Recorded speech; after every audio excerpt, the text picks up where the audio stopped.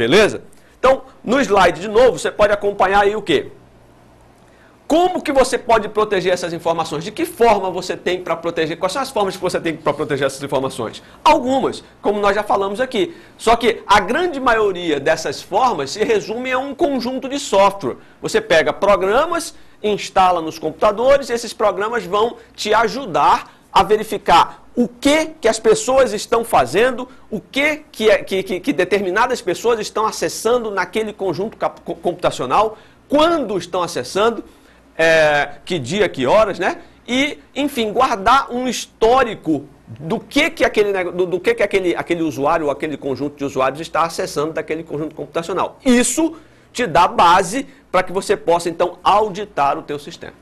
Então, você precisa, para chegar na segurança computacional, primeiro, identificar os ativos. O que é que você precisa defender? O que é que você precisa proteger? Depois, você precisa, sabendo o que é que você precisa proteger, você precisa saber quais são as ameaças a esses caras.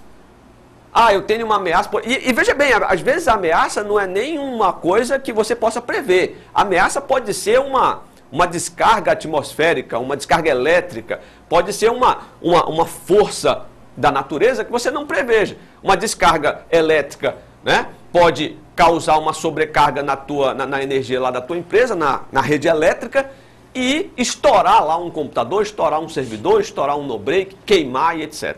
Então, isso é uma ameaça para o teu conjunto de ativos. Se for uma ameaça, você tem que começar a elencar isso tudo para que você possa pensar num bom sistema de segurança computacional. Beleza? Isso vai resultar em políticas de segurança, que lá na frente, ainda nessa aula, nós vamos comentar.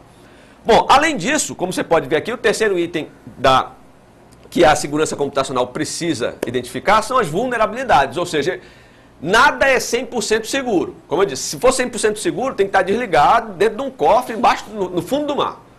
Certo? Se você alguém disser para você que um sistema é 100% seguro, desconfie. O cara está querendo roubar seu dinheiro, porque é mentira. Tá certo? Então é preciso que se faça o que a gente chama de análise de risco. Portanto, para eu fazer a análise de risco, o professor Evandro vai falar daqui a pouco, eu tenho que saber ou conhecer quais são as vulnerabilidades do meu sistema computacional. Então eu preciso saber, eu estou usando, por exemplo, seguindo a história da energia elétrica, eu uso no-break, não uso no-break, eu tenho aterramento lá no meu sistema elétrico, não tenho aterramento. Depois, você precisa identificar quais são os possíveis ataques, ou seja, quais são os possíveis tipos de ataque que você pode sofrer, que o teu conjunto computacional pode sofrer. Se você não conseguir identificar isso, é aquela história, você vai estar passivo do processo, você vai estar no ônibus de passageiro, né? Vai estar sentado na janelinha, mas de passageiro. Você não sabe quais são as vulnerabilidades, não sabe quais são os possíveis ataques, como eles funcionam, e se não souber tudo isso, possivelmente você não vai saber quais são os impactos que essas vulnerabilidades, essas ameaças e esses ataques podem ocasionar. Perfeito? Então nota que é um conjunto integrado, e esse conjunto integrado caracteriza o que a gente costuma chamar de segurança computacional. Beleza?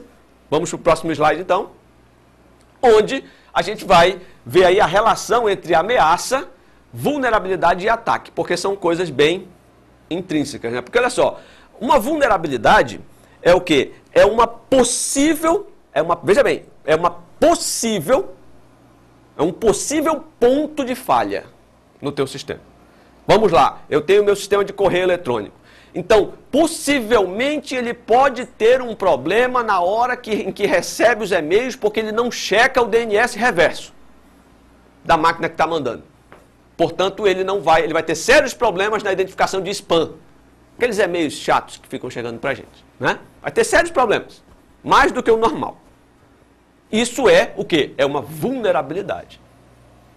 Agora, toda vulnerabilidade necessariamente gera uma ameaça, concorda? Porque se eu sei que eu estou vulnerável, então existe uma ameaça de exploração dessa vulnerabilidade. Então olha só, vulnerabilidade, para resumir, é o problema.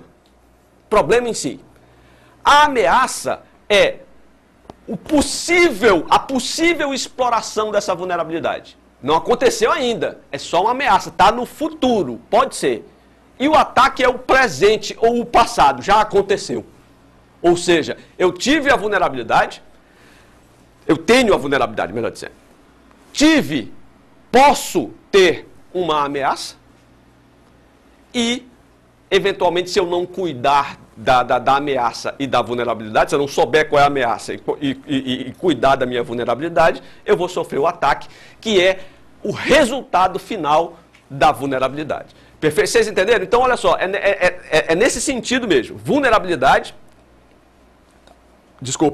no meio, aqui você tem a ameaça e do outro lado o ataque.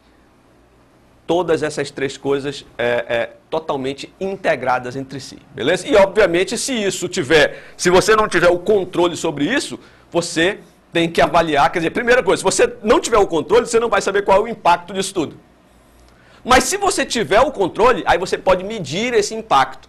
E aí você pode querer correr o risco. Você pode fazer uma análise de risco e dizer assim, não, é muito caro, é mais caro para mim, a informação que eu tenho lá e que eu posso perder por conta dessa vulnerabilidade, é mais caro para mim consertar a vulnerabilidade do que recuperar essa informação. Então deixa lá.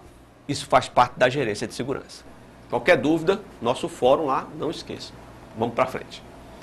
Bom, agora vamos chegar numa divisão aí entre, a gente falou de vulnerabilidade, falamos de ataques, falamos de ameaça, falamos agora, passado aqui da classificação das vulnerabilidades, agora vamos classificar os ataques. Os ataques são classificados de duas formas, passivos e ativos. Passivo é aquele que você não vê, vamos dizer assim, ele acontece meio que nas entrelinhas ali, você não vê ele acontecendo, não existe, você não identifica facilmente a ocorrência dele. Exemplos, olha aqui no slide, ó. Scan de portas. O que é scan de portas? Scan de portas é um programa que o camarada roda lá remotamente, lá no Japão, aponta ele para o endereço IP do teu servidor e diz assim, olha, eu quero saber quais são as portas de serviço, aí vocês devem lembrar lá do conceito de rede de computadores e tal, IP, porta de serviço e tal. Eu quero saber quais são as portas de serviço que estão ativas nesse momento. E aí ele vai dizer lá, porta 25 do send-e-mail, porta 80 do servidor web, porta muito comum, os keylogs. O que é o keylog? É aquele camarada, aquele programa que se instala normalmente quando você está acessando, não acessa às vezes uns sites que dizem assim, se não está programado lá para perguntar, já instala direto o tal do plugin, o tal do... Como é o nome daquele negócio em Java? ActiveX. ActiveX, mas tem um outro que como é que chama? O programa em Java, o Applet. O Applet. Né? Pá, instala o Applet lá no teu computador e você não está nem sabendo. Aí você entra no site do Banco do Brasil, do Bradesco e digita a senha. Quando você digita a senha, tem um keylog lá gravando todas as teclas que você apertou. Gravando e mandando por e-mail, via mensagem para o atacante. E aí, né, as consequências são as mais diversas possíveis. Só que, keylog, aí o Banco do Brasil resolveu colocar o quê? Aquele teclado virtual, né? Uma tecla fica em cada lugar e tal, beleza. Resolveu. Mas aí tem o outro aqui, ó, que é o screenlog, que captura a tua tela. Aí você vai lá com o mouse, pá no 1, pá no 2, pá no... O cara que capturou a tua tela vai saber exatamente em que números você clicou. Concorda comigo ou não? Né? Tanto é que recentemente viram que isso não era tão eficaz, que retiraram isso do sistema de segurança do Banco do Brasil. E, por último, aqui a gente tem o tal do scan de vulnerabilidades, que isso aí hoje não é mais tão usado, porque as aplicações não estão mais comportadas. Não existe uma forma mais hoje de você perguntar para uma aplicação lá do servidor web, assim, ó, eu quero saber se você está vulnerável ou não. Não existe mais isso, né? Então, essa questão de scan de vulnerabilidades, isso, na minha época, na época que eu estudei, que eu fiz o tal do mestrado nessa área, tinha. A gente podia perguntar para a aplicação, ela dizia a versão dela, quem ela era, quem fez ela, quem programou ela, dizia tudo. E aí você pegava, buscava na internet, dizia, essa aqui está vulnerável? Tá, pá, ia lá e furava a segurança, né? Tanto é que a minha dissertação foi exatamente numa forma de proteger isso. Não consegui de jeito nenhum, mas enfim, tentei pelo menos, né? Então, esses são os tipos mais comuns de ataques passivos.